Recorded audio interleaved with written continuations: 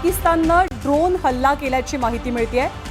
अगदी बरोबर आहे। आणि पोखरण ज्या ठिकाणी अणुशक्ती केंद्र आहे त्या ठिकाणी पाकिस्ताननं हल्ला केल्याची माहिती आहे। त्याचबरोबर पठाणकोटमध्ये सुद्धा 5 स्फोट झाल्याची माहिती समोर येते। आताची ही सगळ्यात मोठी आणि महत्त्वाची अपडेट म्हणावी लागेल। पाकिस्तानकडून हल्ल्याची तीव्रता आता वाढलेली आहे असं म्हणता येईल का, असा सवाल उपस्थित होतोय। ड्रोननं हल्ले केले जात आहेत। पोखरणमध्ये सुद्धा पाकिस्तानी ड्रोन हल्ला करण्याचा प्रयत्न झाल्याची माहिती समोर येते। ऑब्व्हियसली भारताची जी यंत्रणा आहे, एअर डिफेन्स सिस्टीम आहे, ती सज्ज आहे, सजग आहे, स्ट्रॉंग आहे।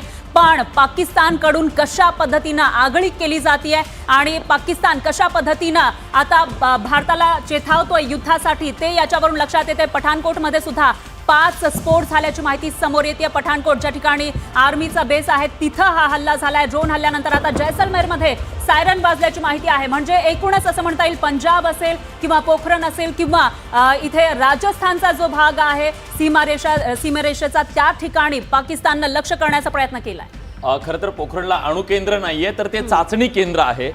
चुकीची माहिती जाऊ नये प्रेक्षकांपर्यंत।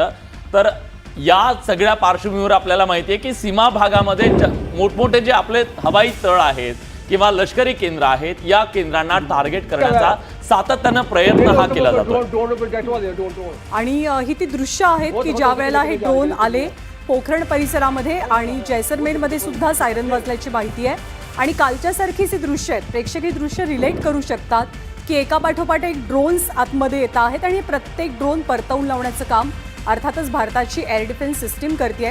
गोखले सरांना म्हणूनच हा प्रश्न विचारायचा की गोखले सर, आत्ताच्या परिस्थितीमध्ये वायुदल हे फ्रंट फूटवरती आहे, इतर दोन्ही सैन्य दल सुद्धा आपल्यासोबत आहे, पण वायुदल फ्रंट फूटवरती आहे। भारतानं गेल्या काही वर्षांमध्ये वायुदलाच्या रणनीतीमध्ये युद्धनीतीमध्ये नेमके कोणते बदल केलेत महत्त्वाचे की ज्यामुळे आज आपण सक्षमपणे पायरोन उभे आहोत?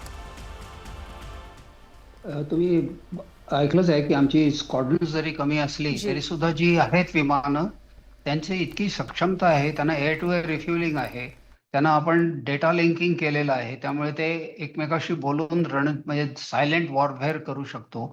आपल्याकडे इतक्या लांब पल्ल्याची आपण जसं रफालमध्ये आहे, आपण त्याला जे निराळी जी हॅमर किंवा अशा तऱ्हेची घेतलेली आहेत त्याला स्कॅल्प मिसाईल म्हणतो, जवळजवळ 300 किलोमीटरचं आहे ते। त्याला GPS आणि इनर्शियल नॅव्ह अशा निरनिराळ्या प्रकारच्या सगळ्या त्याच्यामध्ये गोष्टी आहेत, त्यामुळे इतकं ॲक्युरेट आहे ते।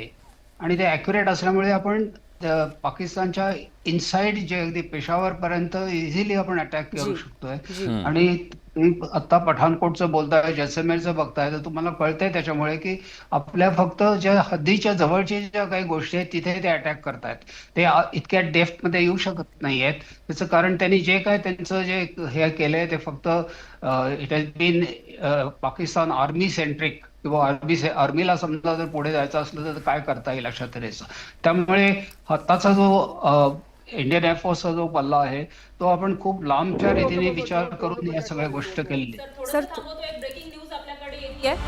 आताची सगळ्यात मोठी अपडेट आहे की कडून रात्रीच्या अंधारामध्ये पाकिस्ताननं हल्ले सुरू केले आहे। राजौरीमध्ये सुद्धा पाकिस्तानचा ड्रोन पाडल्याची माहिती समोर येते। राजौरी सेक्टर जे LOC पासून जवळ आहे त्या ठिकाणी पाकिस्तानचा हा ड्रोन पाडण्यात आला आहे। तर भारताची एअर डिफेन्स सिस्टीम ही मजबूत आहे। जेवढे काही हल्ले पाकिस्तानकडून केले जात आहेत ते सर्व परतवून लावले जात आहेत। आता राजौरीमध्ये पाकिस्ताननं हल्ला करण्याचा प्रयत्न केला होता, ड्रोन त्या ठिकाणी पाठवला होता, पण भारतानं तो परतवून लावलेला आहे, तो पाडलेला आहे। त्यामुळे हे पुरावे आहेत पाकिस्तान कशा पद्धतीनं कुरापती करतोय, कशा पद्धतीनं आगळीक करतोय आणि भारताला चेतावतोय।